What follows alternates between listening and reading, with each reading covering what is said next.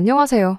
저보다 한 살 어린 남자친구에게 청혼을 받아 얼마 전부터 결혼 준비를 시작한 올해 20대 후반의 여자입니다. 둘 사이에서 결혼 이야기가 오고 간 지 얼마 되지 않은 만큼 이렇다 할 준비를 해놓은 건 없는 편이에요.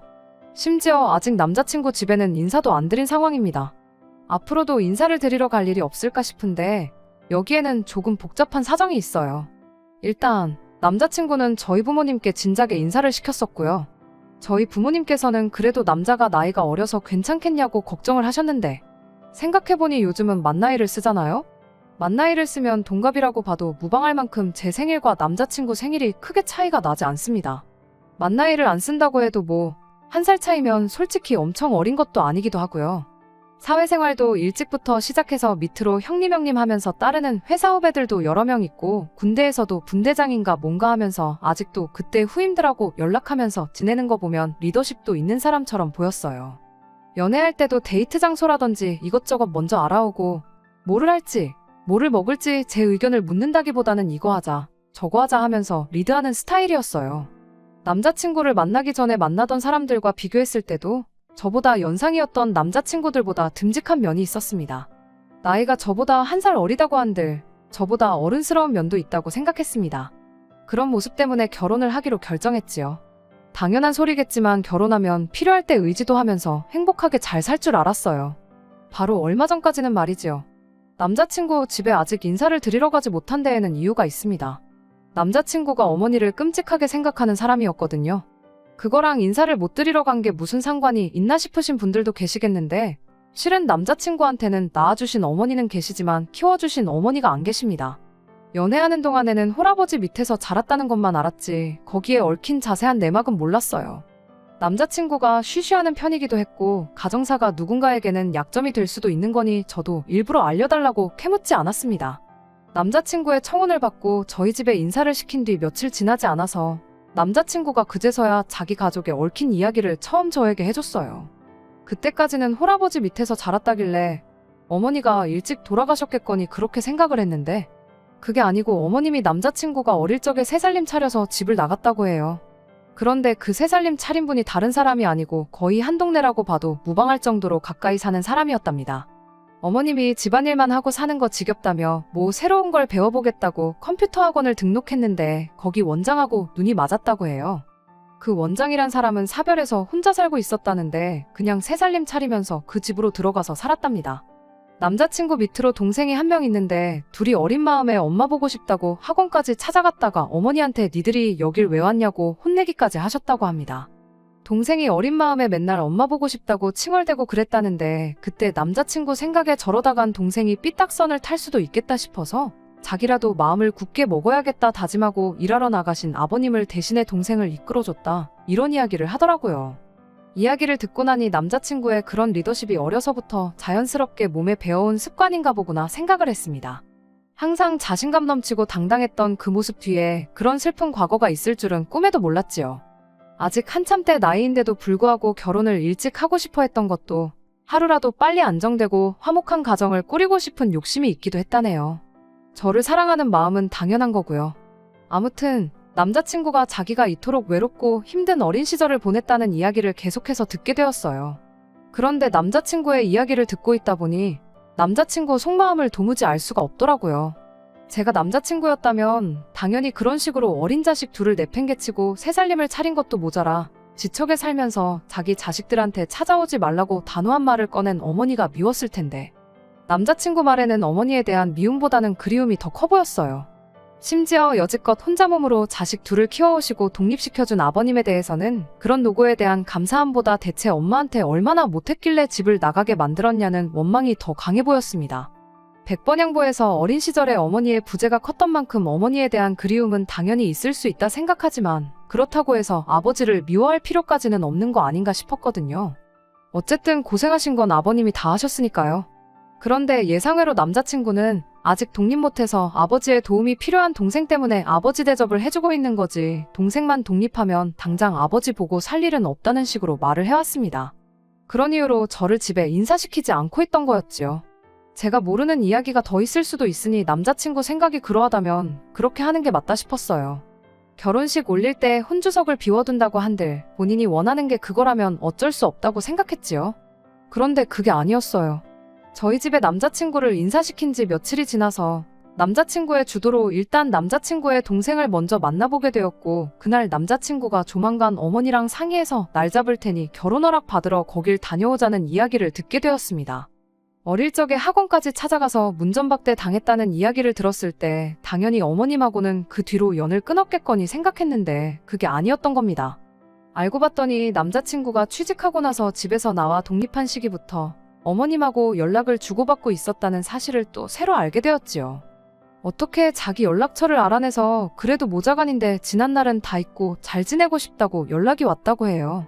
남자친구 동생은 어릴 때 충격이 너무 컸던 나머지 아직도 연락을 안 하고 있는 상황이랍니다.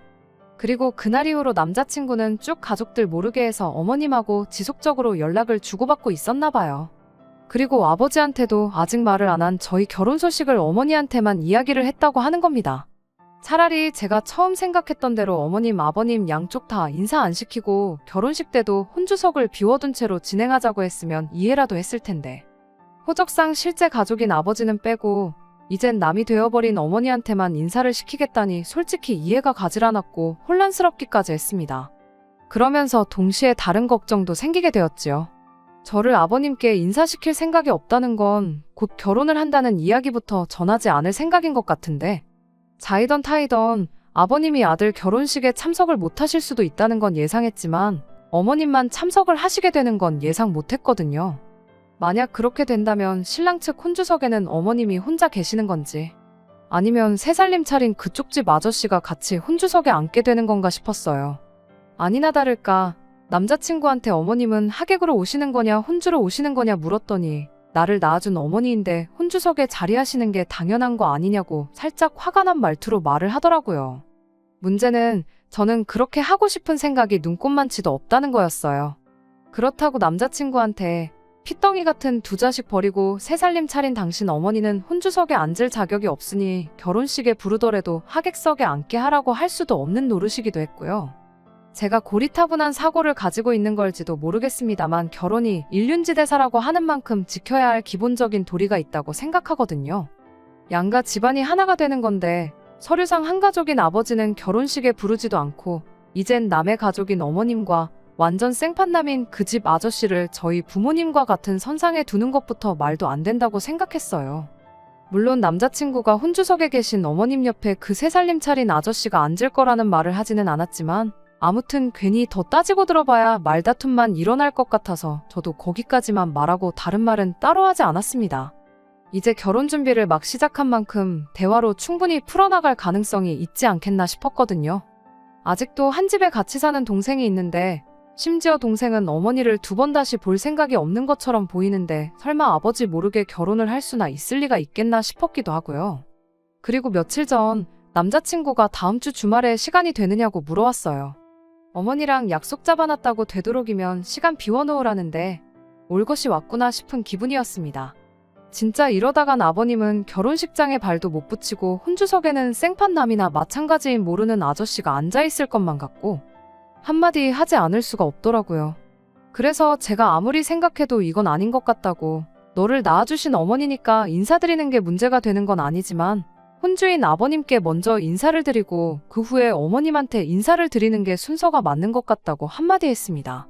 그랬더니 남자친구가 정색을 하더라고요. 아버지는 없는 걸로 생각하면 된다고요. 여지껏 평생을 어머니가 없는 거라 생각하고 살았는데 아버지가 없는 것처럼 사는 거 일도 아니라고, 어차피 너도 우리 아버지 얼굴 한 번도 본 적 없지 않냐며 원래 없던 사람인 셈 칠합니다. 그러면 간단한 거 아니냐는데? 워낙에 고집을 부리기에 일단은 알겠다고 한 상황입니다. 아직 어머님을 만나기로 한 날까지 열흘 정도 시간이 남아있는 상황인지라 어떻게든 남자친구 설득해서 아버님한테 먼저 인사를 올리던지, 정 안 되면 어머님 먼저 만나 뵙고 나서 아버님께도 인사를 드리러 가자고 하고 싶은데 부모님 축복 속에서 결혼하는 게 이렇게 힘든 일인 줄은 몰랐습니다. 남자친구 가정사인데 제가 너무 오지랖을 부리는 건가 싶기도 하고요. 그래도 아무리 생각하고 또 생각을 해봐도 남자친구가 취직한 이래로 독립해서 나와 살고 있긴 한다지만 남자친구가 자라온 과정에 대해서 제가 속속들이 전부 알고 있는 것도 아니지만 이건 아닌 것 같아요. 어떻게 남자친구 마음을 돌릴 방법은 없을까요? 안녕하세요. 얼마 전에 남자친구가 한가족인 아버지는 결혼식에 부르지 않고 어릴 적에 자식들 두고 집 나가 새 살림 차린 어머니를 혼주석에 앉히고 싶어하는 남자친구 때문에 고민이라고 사연을 보냈던 쓰니입니다. 결국엔 남자친구 고집을 꺾을 수가 없어서 예정된 대로 어머님을 찾아뵙고 왔어요. 그리고 이렇게 글을 다시 적게 되었습니다. 만나기로 한 장소는 어머님이 살고 계시는 곳 근처였어요. 새 살림 차렸을 때는 한 동네에 가까이 살았다더니 기차로 1시간 반을 가야 할 만큼 먼 곳에서 살고 계셨습니다. 약속 장소에 도착했더니 남자친구 어머님만 혼자 계셨어요. 새 살림 차리신 분 호칭을 뭐라고 해야 하나, 아저씨라고 해야 하나 고민이었는데 그것만큼은 참 다행이었습니다. 아무튼 저는 당연히 호적상으로도 가족이고 여태까지 남자친구와 남자친구 동생을 책임지신 아버님이 혼주석에 앉는 게 당연하다는 입장이다 보니 그래서 그랬나 어머님 인상이 그렇게 좋아 보이진 않았어요. 일단 제가 생각했던 것보다 훨씬 더 나이가 젊으셨어요. 아버님과는 속도 위반으로 결혼하게 되었고 그때 나이가 21살밖에 안 되었다 보니 아직도 50대 초반이십니다. 꾸미고 다니시는 것도 엄청 화려하고 멋쟁이시죠. 그게 문제가 되는 건 아니지만 어머님과의 대화는 정말이지 제가 상상했던 것 그 이상으로 충격적이었습니다. 남자친구도 몰랐던 사실이 하나 있는데 그때 당시 새 살림 차렸던 아저씨하고는 진작에 헤어지셨답니다. 그 뒤로 쭉 혼자 지내신 건 아니고 이 사람 저 사람 만나면서 같이 살기도 하고 연애도 하고 그러면서 인생을 즐기면서 사셨다고 하네요. 그걸 하고 싶은 걸 다 하고 살았다고 인생을 즐겼다고 표현하는 것도 충격적이었어요. 제가 너무 고지식한 걸 수도 있겠지만 여기가 미국인가 싶을 정도로 자유분방하신 분이셨습니다. 그래도 한편으로는 다행이다 싶었어요. 혼주석에 누군지도 모르는 아저씨가 옆에 앉아있는 것보다야 어머님 혼자 계시는 게 나을 수도 있고 이 경우라면 남자친구를 설득해서 어머님, 아버님 두 분 다 혼주석에 계시도록 이야기를 할 수도 있겠다 싶었습니다. 어머님은 저를 언제 봤다고 벌써부터 며느리라고 불러대기 시작했지요. 가까이만 살면 며느리랑 매일같이 놀러 다니고 싶다 뭐 그런 이야기를 하시더라고요. 당신이 배불러서 낳은 자식들은 남자친구랑 남자친구 동생이 전부이긴 한데 딸이라고 하나 있는 건 엄마 보기 싫다고 연락조차 안 받는다고 하면서 딸 가진 엄마들하고 어울리다 보면 딸들이 엄마 챙겨주고 그러는데 그게 그렇게 부러웠을 수가 없다고 하시더라고요. 다른 건 몰라도 부침성 하나만큼은 좋아 보이셨는데 역시나 그마저도 저한테는 좋게 보이지 않았어요. 아무튼 그렇게 이야기를 나누는데 남자친구와 그간 몇 년 동안 연락을 하고 지내긴 했지만 남자친구도 어머님을 이렇게 직접 만나는 건 이번이 처음인 것 같아 보였습니다. 남자친구 취직해서 독립한 이래로 벌써 3년이라는 시간이 흘렀는데 3년 동안 연락을 주고받으면서 얼굴 한 번 안 봤다는 것부터 이해가 되질 않았지요. 말로는 우리 아들 일하느라 바쁜데 방해하고 싶지 않아서라는데 아무리 두 사람 사이에 거리가 멀다지만 외국에 살고 계신 것도 아니고 대한민국이 교통수단이 안 좋은 나라도 아닌데 어머님이나 남자친구 두 사람 중 한 명이 마음만 먹으면 보러 올 수 있는 거 아닌가 싶었거든요. 계속 이야기를 듣다 보니 어머님 쪽에서 남자친구가 내려오겠다는데도 이 핑계 저 핑계 대면서 나를 미뤄왔던 것처럼 들렸어요.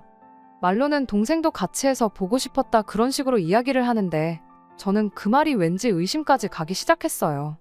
아니나 다를까 대화의 화제에서 저는 빠지게 되었고 그 자리는 20년 만에 만난 감격에 모자상봉의 자리로 돌변해버리고 말았습니다. 이럴 거면 둘이 먼저 만나고 할 말 다 하고 나서 나를 인사시키던가 하지. 사람 불러놓고 이게 뭐 하는 건가 싶을 만큼 저는 안중에도 없었어요. 꿔다 놓은 보릿자루 마냥 옆에 앉아서 두 사람 하는 이야기를 계속 듣고 있었는데 따지고 들고 싶은 게 한두 개가 아니었습니다. 아버님이랑 헤어지게 된 이야기부터 시작하는데 오늘 하루 만에 이 이야기가 다 끝나긴 하려나 싶었죠. 대충 간략히 설명하자면 어머님이 속도 위반으로 원하지도 않는 결혼을 하게 되었는데 그렇게 10살이나 어린 멀쩡한 여자 인생을 꼬아놓았으면 잘해주기라도 해야지 당신이 무슨 자기 애 키워주는 사람처럼 대했다고요. 돈 벌어다 주면 그게 다인 줄 아는 아버님의 횡포를 견딜 수가 없어서 집을 나오게 되었던 거라고 하셨어요. 자세한 내막을 알고 있는 건 아닌데 그냥 제가 듣기에는 아버님은 가장으로서 어린 아내와 핏덩이인 자식을 위해 열심히 일을 하셨고 어머님은 평범하게 애 키우는 전업주부의 삶을 사셨던 것처럼 들렸거든요. 산후우울증이니 육아 스트레스니 힘들다는 거 알고 있지만 남자친구 태어나고 2년 지나 둘째인 동생도 태어난 거 보면 딱히 두 분 관계에 큰 문제가 있던 것처럼 보이지도 않았고요. 남자친구랑 동생이 어느 정도 크고 나서 시간적 여유가 생기게 되었을 때 새로운 거 배우고 싶다고 컴퓨터 학원도 다니시고 했던 거 보면 아버님이 어머님을 어디 밖에도 못 나가게 하고 집에서 애만 키우라고 하셨던 분도 아닌 것처럼 보였고요. 아무튼 그렇게 같이 새 살림 차린 그 학원원장과는 3년 정도 같이 살다가 그러다가 갈라서고 어머님 혼자 이쪽 지역으로 내려오시게 되었다고 해요. 어떻게 헤어지게 되었는지에 대해서는 이유를 따로 설명해주지는 않으셨습니다. 남자친구는 그 이야기를 듣고 그 사람은 고작 3년 만에 어머님하고 갈라서려고 우리한테서 어머니를 빼앗아갔던 거냐며 분개했지만 어머님 혼자 이 지방까지 내려오게 된 데에는 분명히 갈라설 만한 이유가 있었을 거라 생각합니다. 누구 잘못인지는 모르지만 어머님이 어쩌다 그렇게 된지 설명을 생략하는 것만 봐도 대충 짐작이 가는 상황이었고요. 아무튼 그 뒤로 이 지역에 정착해서 혼자 지낼 때도 있었고 혼자 지내는 다른 사람과 같이 지낸 적도 있었고 그런 식으로 살다 보니 갑자기 자식들이 그리워져서 어떻게 남자친구 연락처를 알아내서 용기 내 연락을 하셨던 거랍니다. 이야기 듣는 내내 뭐 하나 명확하게 오해를 풀 만한 이야기는 없었어요. 제가 너무 삐딱한 자세로 어머님이 하는 말을 들어서 그런 걸 수도 있겠다 싶기도 했습니다. 남자친구는 눈물까지 보이며 어머니가 그간 고생 많으셨던 것 같다며 뚝뚝 눈물까지 흘리고 있었기 때문이에요. 이야기가 길어지는 덕분에 주문한 음식들에는 손도 대지 않은 상황이었지요. 대충 이야기 마무리되고 나서 그제서야 식사를 시작했는데 남자친구가 이것도 맛있다 저것도 맛있다 하면서 어머니도 드셔보시라 하는데 그 모습을 보니까 어머니가 있는 일상이 저한테는 당연한 것인데 남자친구한테는 얼마나 갖고 싶은 일상이었을까 싶기도 하고 또 그간 어머니가 얼마나 그리웠을까 그런 생각도 들고 안쓰럽기도 하더라고요. 그렇다고 해서 여태까지 자기를 키워준 아버지를 결혼식에 부르지도 않을 만큼 미워할 필요까지 있나 싶긴 하지만서도 저는 어머니 없이 자라온 그 심정을 절대 이해 못하겠다는 생각을 하니까 또 제가 너무했나 싶기도 하고 정말 오만 가지 생각이 동시에 들었습니다. 혼주석에 관련한 이야기 또한 솔직히 남자친구가 직접적으로 언급한 적도 없던 부분이었고 어머님 또한 대화 시작할 때 새살림 차렸다던 그분과는 진작에 갈라섰다는 말까지 하셨다 보니 제가 생각했던 최악의 경우는 볼 일이 없겠구나 싶었고 그냥 이 상황을 인정하고 받아들여주는 게 좋겠다 싶었어요. 다른 사람도 아니고 아버님 몰래 결혼식을 올린다는 이야기는 여전히 받아들이기 힘들었지만 그거야 뭐 제가 처음에 생각했던 것처럼 대화로 천천히 해결해보면 되겠다 싶었죠. 여전히 결혼식까지는 시간이 넉넉한 상황이었으니까요. 식사를 다 마치고 나서 계산은 남자친구가 했어요. 밥값이 꽤 많이 나왔었거든요.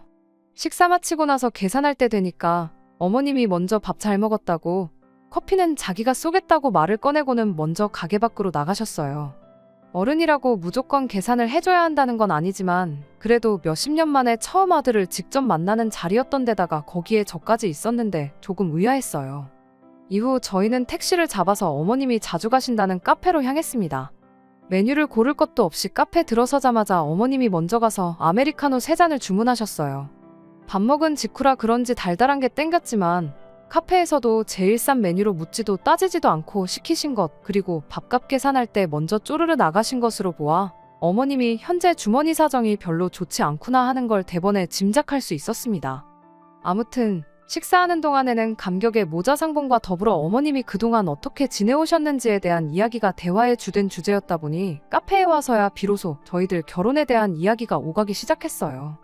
어머님이 처음 저희한테 했던 질문이 두 사람 다 나이가 20대 후반인데 무슨 돈이 있어서 결혼을 하기로 했느냐는 질문이었어요. 마침 남자친구네 회사에서 결혼한 직원에 대해서 2억까지 전세금을 지원해주는 복지제도가 있는데 그걸 이용해서 일단 신혼집 먼저 구하고 차근차근 하나씩 맞춰나갈 계획이라고 설명드렸습니다. 그 말을 듣고는 어머님이 역시 우리 아들이라면서 능력이 있으니까 회사에서 그만큼 지원해주는 거 아니겠냐고 엄청 좋아하시더라고요. 그러더니 저한테 우리 며느리는 돈을 얼마나 버느냐고 대놓고 물어오셨어요. 말투가 마치 우리 아들 덕분에 신혼집 문제를 해결한 거나 마찬가지인데 너는 우리 아들 해오는 만큼 해오는 건지 한번 확인해봐야겠다는 말투였죠. 월급에 대해서 숨길 것까진 없지만 대답하기 조금 꺼려지는 질문이었는데 그래도 거기서 비밀이라고 하기도 뭐해서 그냥 한 달에 300 정도 벌고 있다 솔직하게 대답했습니다. 성과급 같은 거 생각하면 350 정도 받는다고 봐도 무방한데 굳이 거기까지 말할 필요는 없겠다 싶어서 참았네요. 그런데 계속해서 어머님 입에서 나오는 질문들이 전부 다 돈에 관한 이야기였어요. 저희 부모님 이야기까지 물어보시면서 두 분이 같이 살고는 있는지, 노후 준비는 다 되어 있는지부터 살고 계신 집이 자가인지 전세인지, 대출은 남아있는지까지 대답하기 난감한 질문들을 계속해서 물어오셨습니다. 쏟아지는 질문들이 너무 부담스러워서 잠깐 화장실 좀 다녀오겠다고 하고 자리에서 일어났어요. 겸사겸사 분위기도 환기시키고 제가 자리를 비운 만큼 대화의 화제도 다른 곳으로 돌아가지 않을까 생각을 했거든요. 두 사람이 화장실 쪽을 등지고 앉아 있었는데 둘이 무슨 대화를 나누는지 제가 가까이 오도록 눈치도 못 채고 대화에 열중한 상태였어요. 저도 정확한 내용이 뭔지는 아직도 모르지만 전후 상황을 유추해보면 조금 애매한 내용이었습니다. 용돈이 어쩌고 한 달에 150이면 충분하다는 내용이었고 제가 자리에 가까워오자 두 사람이 황급하게 대화를 멈췄거든요. 혹시나 싶어서 무슨 이야기 나누셨냐 물어보니 별거 아니라는 듯이 얼버무리기 시작하는데 그게 아직도 신경 쓰이긴 하네요. 아무튼 제가 생각한 대로 제가 화장실에 다녀오는 동안 분위기가 많이 환기되어서 더 이상 저희 집 경제 상황에 대해서는 이야기가 나오지 않았어요. 어머님이 아들이랑 이렇게 같이 시간을 보내니까 너무 좋다고, 이렇게 좋은 줄 알았으면 진작에 그 사람이랑 갈라섰을 때부터 연락을 하고 지낼 걸 그랬다 하시면서 또다시 모자상봉의 감동에 취하기 시작했습니다. 저희가 기차를 타고 왔다 보니 돌아가는 시간을 맞춰야 해서 어머님과 인사하는 자리는 그렇게 어영부영 끝이 나게 되었습니다. 어머님이 저희를 기차역까지 배웅해 주셨는데 헤어지기 직전에 어머님이 충격적인 이야기를 하나 더 꺼내오셨어요. 3주 정도 뒤에 다시 한번 내려올 수 있냐고요. 날짜를 확인해보니 금요일이었는데 회사에 휴가를 내서라도 둘이서 같이 오라고 하시더라고요. 기차표는 토요일에 돌아가는 표로 끊으라고 하셨고요. 무슨 일 때문에 휴가까지 내서 오라는 건가 싶었는데 어머님이 혼자 살고 있는 집도 구경시켜주고 지금 같이 살고 있지는 않지만 만나고 있는 사람이 있는데 그이도 소개시켜주고 싶다고 하더라고요. 제가 대답도 하기 전에 남자친구가 당연히 시간을 내겠다고 대답을 했어요. 그런데 저는 그때부터 거의 멘붕 상태나 마찬가지였습니다. 새 살림 차렸다던 분하고는 헤어졌다고 하길래 제가 최초에 걱정하던 문제는 신경도 안 써도 되겠다 안심하고 있었는데 만나는 사람이 있다고 하니 엄청 신경이 쓰이기 시작했어요. 저는 굳이 안 봐도 되는 사람이긴 했는데 괜히 저 없이 셋을 만나게 했다가는 무슨 이야기가 오가게 될지 모르겠어서 그날 나는 안 간다고 말하기도 뭐하더라고요. 거기에 집에 오는 기차 안에서 남자친구한테 아까 카페에서 나 화장실 다녀오는 동안 어머님하고 무슨 이야기 나눴냐고 물어봤는데 별 이야기 안 했다고 얼버무리는 모습을 보니 더더욱이 그날 안 가겠다고 할 수가 없었습니다. 그리고 시간이 흘러 벌써 다음 주가 다시 내려가기로 한 그날이에요. 여전히 남자친구는 아버님한테 저를 소개시켜주고 싶은 마음이 없어 보이고요. 그날 카페에서 저 없이 둘이 나눈 대화 내용을 유추해보건대 아무래도 결혼하면 어머님한테 보낼 용돈에 대해 이야기하는 것 같은데 남자친구한테 몇 번을 물어봐도 시원하게 대답도 안 해주고 이젠 혼주성 문제가 아니라 용돈 문제로까지 골머리를 썩게 생겼으니 정말 미치고 팔짝 뛸 노릇입니다. 한 달에 150이면 남자친구 월급의 절반 정도 되는 액수거든요. 다음 주 돼서 내려가 보면 대충 갈피가 잡힐 것 같기는 한데 진짜로 제가 생각한 최악의 상황으로 흘러갈까봐 그게 너무 걱정입니다. 안녕하세요. 오늘 올리는 글로 더 이상 글을 올릴 필요가 없게 되었습니다. 결론부터 말씀드리자면 남자친구하고는 결혼 안 하기로 했어요. 예정되었던 대로 휴가까지 내서 지난주에 남자친구 어머니 살고 계신 곳에 다녀왔고 그날 그 자리에서 결혼 엎어버리고 왔습니다. 진작에 아버지를 결혼식에 안 부르겠다는 헛소리 할 때 알아보고 때려쳤어야 하는데 무슨 좋은 꼴 보겠다고 2달 반이라는 긴 시간을 버텼는지 참 후회가 되네요. 이번에는 남자친구 어머니가 기차역까지 저희를 마중 나오셨어요. 거기서 곧바로 택시를 잡아서 어머님 집으로 향했고요. 물론 택시비 또한 남자친구가 냈습니다. 어머님 혼자 살고 계시는 집이다 보니 집이 많이 좁은 편이었는데 저희 온다고 음식 준비하다가 시간 맞춰서 역에 마중 나오신다고 미처 정리를 못하고 나온 건가 싶을 정도로 집이 난장판이었습니다. 그래도 아들하고 아들 며느리 될 사람 온다고 이번엔 저희를 위해 진수성찬을 차려주시려고 하는 건가 싶었는데 그게 아니었어요. 외투를 벗어서 어디다 걸어놓아야 하나 두리번대고 있는 저한테 앞치마부터 건네주셨거든요. 저희가 조금 더 일찍 왔었으면 좋았겠다며 혼자 하느라 아주 죽는 줄 알았다고요. 아직도 할 일이 산더미니 일단 당신부터 도우라면서 저를 잡아 끌었어요. 그러던 와중에 남자친구한테는 앞치마가 아니라 TV 리모컨을 쥐어주시더군요. 엄마가 힘든 건 다 해놨으니까 둘이 하면 금방 끝날 거라며 1시간 정도 가서 TV나 보고 있으라고요. 저는 영문도 모른 채 어머님 손에 이끌려 바닥에 앉아서 온갖 전을 부치기 시작했습니다. 명절 때 저희 집에서 음식 준비하는 거 몇 번 도와드렸던 적이 있어서 어려울 건 없었어요. 어머님은 주방과 거실을 분주하게 왔다 갔다 하시며 이 음식 저 음식 마무리 짓는데 열중이셨고요. 대충 보니까 탕국에 갈비찜, 삼색나물에 이것저것 하고 계셨는데 거기에 제가 동태전에 육전, 산적까지 붙이고 있었으니 누가 봐도 이건 저희 온다고 차려내는 잔치 음식이 아니라 제사 음식을 준비하고 있구나 싶었어요. 어머님이 밑준비 해놓은 전을 거의 다 부쳐갈 때쯤 어머님도 다른 음식들 하던 게 다 끝났는지 제 쪽으로 오더라고요. 제가 해놓은 걸 보더니 벌써 이만큼이나 해놓았냐며 아주 손이 야무지다고 1등 며느리감이라고 칭찬을 해주시는데 칭찬을 받고도 그렇게 기분이 안 좋아 보긴 또 처음이었네요. 아무튼 그렇게 도착하자마자 1시간 정도 일을 했어요. 다 끝나고 나서 남자친구도 어머님이 제사 음식을 준비하고 있는 것 같다 싶었는지 할머니, 할아버지 두 분 다 살아계시지 않냐고 외가에 제사가 있느냐고 물어보더라고요. 그리곤 어머님 입에서 정말 생각지도 못한 대답이 이어졌습니다. 왜? 지난번 저희랑 헤어질 때 저희한테 만나고 있는 분을 소개시켜주겠다고 하셨잖아요? 내일 그 집에 제사가 있어서 어머님이 음식을 준비한 거랍니다.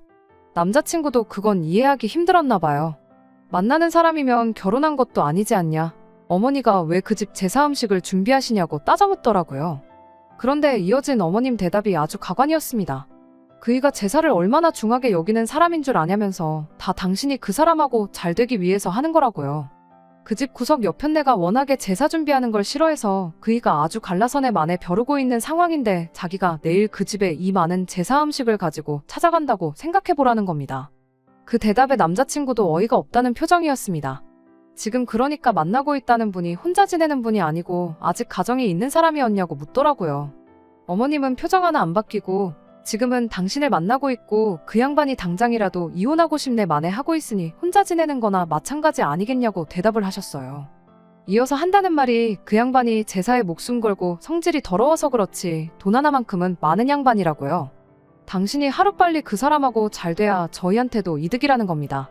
당장 저희들 결혼할 때 뭐 대단한 거 해줄 수는 없겠지만 그래도 당신이 그 사람하고 잘 돼야 너네한테 손 안 벌리고 살 수 있다고요. 그리고 그때 남자친구가 지난번 카페에서 제가 잠깐 자리 비운 사이 어머님과 나눈 이야기가 무슨 이야기였는지도 알게 되었습니다. 제가 들은 대로 제가 예상한 대로 결혼하고 나서 받을 용돈에 대해서 이야기를 나누고 있던 거였지요. 몰랐던 사실도 하나 알게 되었네요. 남자친구가 취직한 이래로 어머님한테 매달 50만 원씩을 보내고 있던 사실까지요. 그날 150만 원 어쩌고저쩌고 이야기가 나왔던 것도 어머님이 남자친구한테 50만 원 가지고는 생활이 힘들다며 결혼하면 매달 보내주던 생활비를 올려달라는 취지로 말을 꺼냈던 거였나 봐요. 그나마 당시에 그 순간에 다행이다 싶었던 건 남자친구가 그렇게는 안 된다고 매달 50만 원이 보내드릴 수 있는 최대다 하고 거절을 했던 상황이었던 거죠. 어머님 딴에도 자존심 상해서 이렇게까지 하고 싶지는 않았는데 하루빨리 그 사람 그 집 옆편네랑 갈라서게 하려면 이 방법밖에 없다고 그래야만 당신이 저희들 결혼하고 저희한테 손 벌릴 일이 없는 거 아니겠냐며 너무 나쁘게만 생각하지 말아달랍니다. 고작 1시간 도와드린 게 전부지만 그 이야기 들으니 음식이 귀하고 나발이고 부쳐놓은 전을 엎어버리고 싶은 마음밖에 없었습니다. 그리고 이거 재수없었다간 어머님 남자친구분이 혼주석에 앉게 될 수도 있겠다 싶기도 했고요. 남자친구가 언성을 높이면서 왜 그러시냐고 그렇게 자존심 버려가면서 내 도움 안 받게 되면 자기 마음은 편하겠냐며 제사 음식이고 나발이고 가져가지 말라고 하더라고요. 거기까지만 보면 잘 마무리되는 상황인가 싶었는데 남자친구가 난데없이 돈 때문에 그러시는 거면 자기가 그냥 매달 150씩 보내드리겠다. 괜히 우리 때문에 자존심 버려가면서 살지 마시라 한마디를 하는 겁니다. 그랬더니 어머님이 남자친구를 부둥켜 안으며 그래도 엄마 생각해주는 건 아들밖에 없다며 눈물을 콸콸 쏟아내는데 그 상황을 보고 제가 아무 말 하지 않을 수가 없었어요.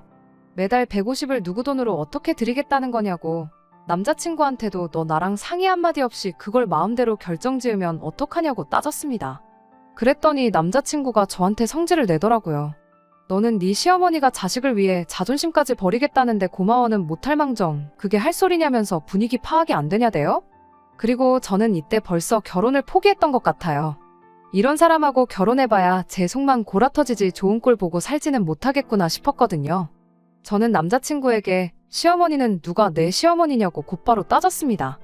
여태껏 혼자 힘으로 자식 키워주고 독립까지 시킨 아버지 제쳐놓고 멀쩡히 가정 있는 사람 꼬셔서 첩질하는 사람을 두고 내 시어머니라고 하고 싶은 거냐고.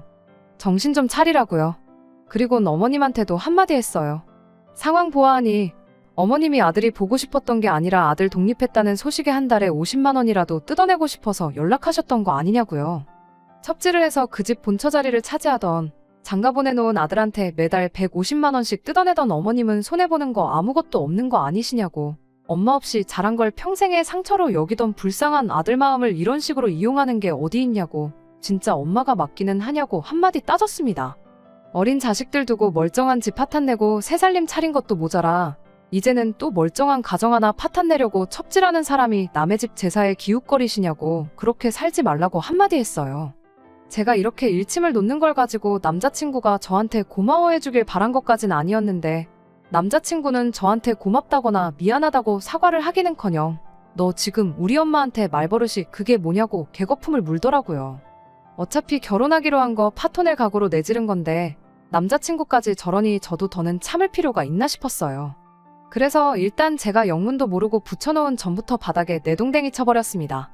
나물 묻혀놓은 거 담아놓은 것도 그대로 싱크대에 털어버리고 탕국이랑 갈비찜 해놓은 냄비까지 다 엎어버리고 나서 남자친구와 남자친구 어머니한테 한마디 했어요.